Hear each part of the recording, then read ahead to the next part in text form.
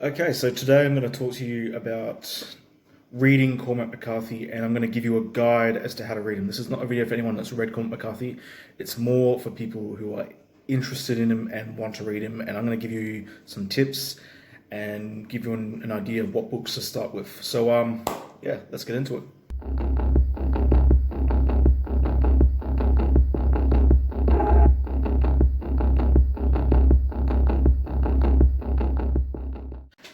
All right, so I'm going to start this off by talking about the Cormac McCarthy books that I do not think you should start with. Now, he's written 10 books in total, not including the forthcoming The Passenger, if that ever comes out.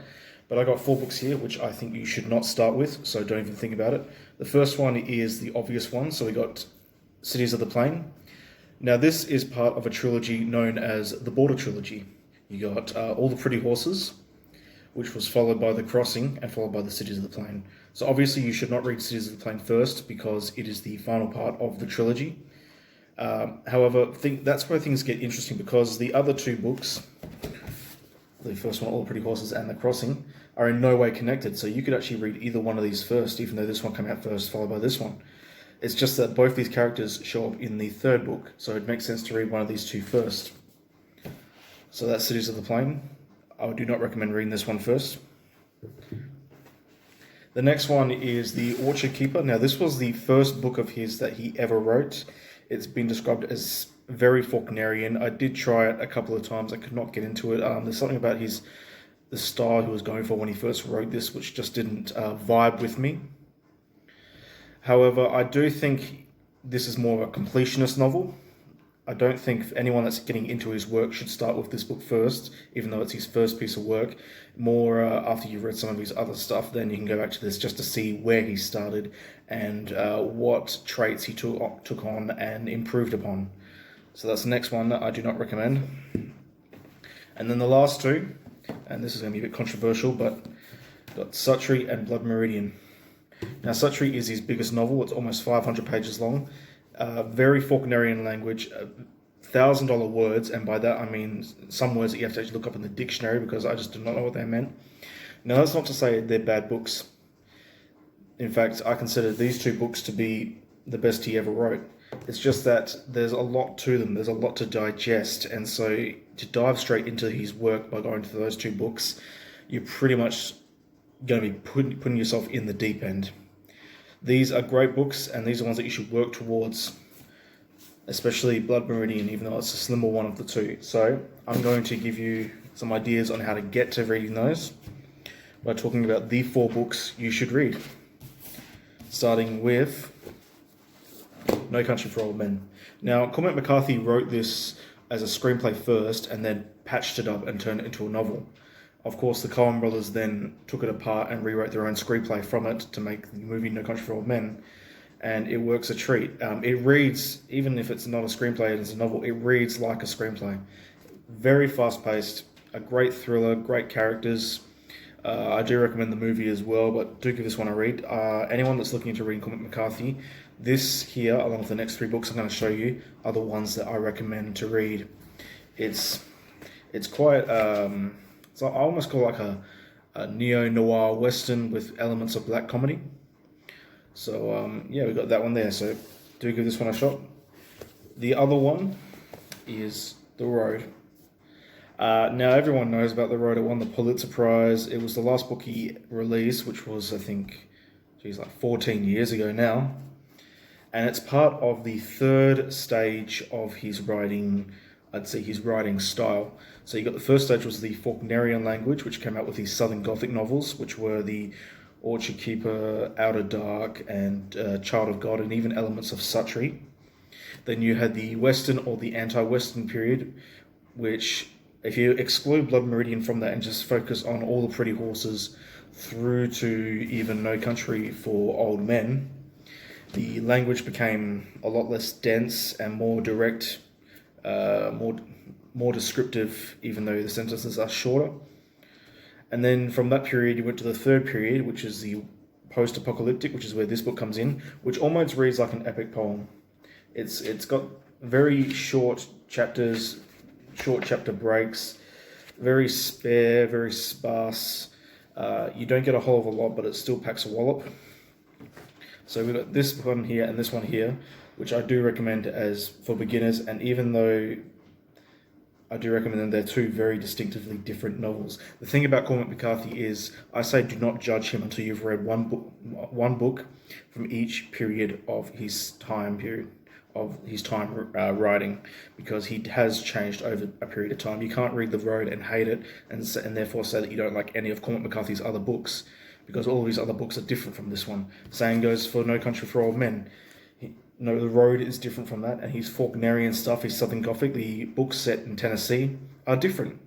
So you can't just go off that. You have to read 3 different periods of his life in order to get a full understanding of Cormac McCarthy. That's 2 different types.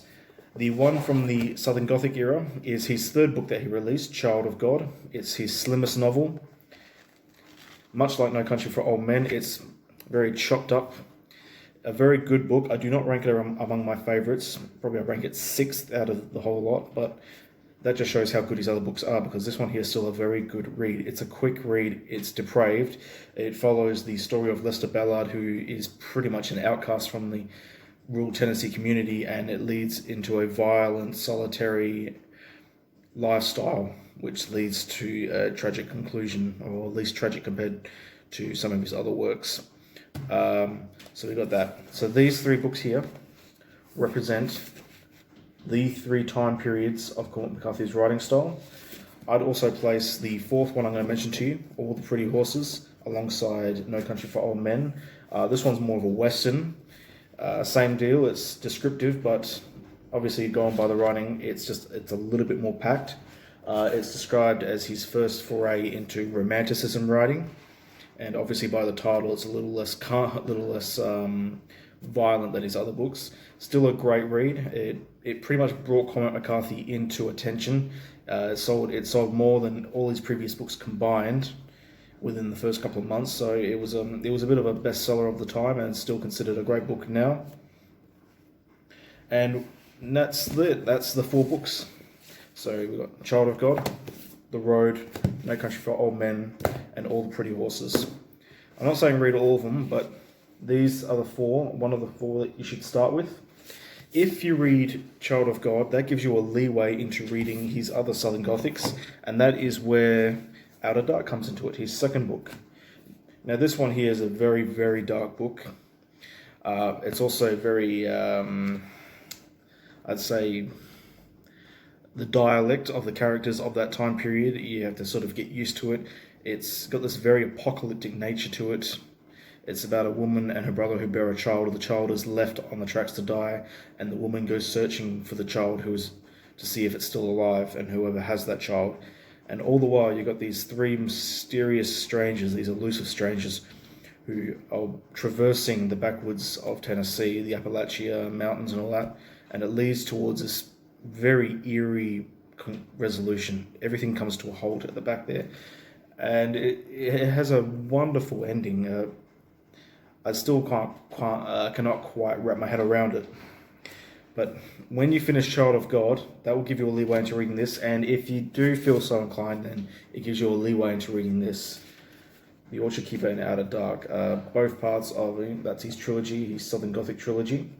Once you've read Out of Dark, then you should be able to read Suttree. Now, Suttree is very different from these 2 here, because unlike these 2 here, this book is actually pretty fucking funny. It is semi-autobiographical. It's set on the disgusting Tennessee River, starring a protagonist called Cornelius Suttree, who lives on a fishing boat. And it's filled with all these wonderful characters, and it's about degradation, but it's also about trying to survive in this destitution with dignity. And it's all about these misadventures, and it's been described as a doomed Huckleberry Finn, which it is in a way. But it's beautiful. It's a really beautiful book. You really feel for these characters here. You got witch doctors, you got musicians, you got a character that's released from prison for fucking watermelons. Being serious about that, it's one of the funniest parts of the book, where farmers catch him screwing watermelons. So there's humor in this, and it's got it's the only book I think of his that has an ending which leaves a smile on your face. There's hope, basically. So by reading Child of God and by going through Out of Dark, that should give you enough knowledge of his writing style to get into Suttree. So that's that period there. Now, once you've read Suttree, and once you've read some of his other books like No Country for Old Men and that leads you into The Crossing. Now, The Crossing is a novella followed by a novel, whereby the first third is dedicated to the story of a kid who traps a she-wolf and then leads it back into Mexico. And then the next 2/3 of that book follow the titular crossings of that kid going in and out of Mexico, trying to find the horses that belong to the ranch with his brother. Now, this book here features quite a lot of Spanish dialect, so unless you plan on translating it or do what I did, which is go with the flow and just pick up what you can while reading it, it can make for a difficult reading. It is a bit wavy in the middle there. By that I mean, you really just have to just keep pushing through because some parts are repetitive. But there is something almost like, reminds me of The Revenant, where this character is going through, just different landscapes and coming across characters who tell stories and all that sort of thing. So it's a very curious book. Now, by reading all the Pretty Horses and The Crossing, that gives you a pass into reading Cities of the Plain, because the main character from this and the main character from this both meet up and are the main characters of Cities of the Plain. So that gives you that leeway into reading that. If we go back into reading Suttree, by reading Suttree, that will give you free rein into reading Blood Meridian, because much like this book here, this one has $1,000 words. Now, Blood Meridian is his masterpiece. Harold Bloom, of all people, referred to it as the single greatest book since William Faulkner's, I think, As I Lay Dying, which is a bold statement to make. But I agree. I think it's the best book of the 20th century, at least the second half of the 20th century, up there with Thomas Pynchon's Gravity's Rainbow. Now, it's at about 350 pages, but there's a lot to unpack here. Plot-wise, there isn't much of a plot, but the references in it, the way the words connect to what is going on in the story, and how basically all the characters, you basically read them from an outside point of view. By that I mean you're not given any look inside their heads. There's no thought process in the book. It's rather, this character does that, this character does that, character says this. So it's not an easy read. It's historical fiction, but there's also elements of the supernatural, and if you read it, you'll understand what I mean, specifically with the character of Judge Holden, who primarily becomes the antagonist, and I say that iffy part with antagonist because he is his own character of sorts, and yeah, it's violent, it's depraved, it's Cormac McCarthy at his absolute best, and that's what that leads to. You got The Orchard Keeper, which led to Out of Dark, which led to Child of God, which shows him at his darkest and most depraved. And he took the best elements of those books there and did it into these two books here. So from that time period, this one came out in 79, I believe, and this one came out in 1985. So from that time period of writing, Cormac McCarthy was at his absolute best in writing. So just to recap, I recommend reading one of these four first: Child of God, All the Pretty Horses, No Country for Old Men, and The Road. Now you can choose to read one of those first and then jump into Blood Meridian and Suttree. I'm just pretty much giving you just a heads up as to what to expect, and that will come in handy, but I'm just saying do not jump into these two books first, even though you've heard great things about them. Work your way up to them. Okay? So that's pretty much all there is to say about it, and yeah, I'll be posting more books, more videos on Cormac McCarthy in the near future, particularly a review of Blood Meridian. I do intend on rereading it sometime soon, but other than that, I hope you found this informative, and yeah, have a good day, everyone.